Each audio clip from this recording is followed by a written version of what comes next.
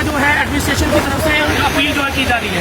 नहीं, इसमें हमारा काम है प्रोएक्टिव रहना। जी, मैं आपके माध्यम से लोगों को भी यही कहूँगा, पुल के ऊपर ना आए, रील्स ना बनाए। बिल्कुल, आप खुद ही देख रहे हैं वाटर लेवल बढ़ गया, हमने दोनों साइड से इस समय बंद किया। अभी इक्की दुक्की गाड़ी आप देख रहे हैं रॉन्ग साइड से आ रही है, उस साइड पे भी हमने कह दिया। जी जी, वैसे तो एडवाइजरी जारी है, लोगों को भी पता है ज़्यादातर गाड़ियाँ रोड पे है नहीं। जी जी, बट यही है कि जैसे लेवल बढ़ रहा है तो इसको खाली रखना।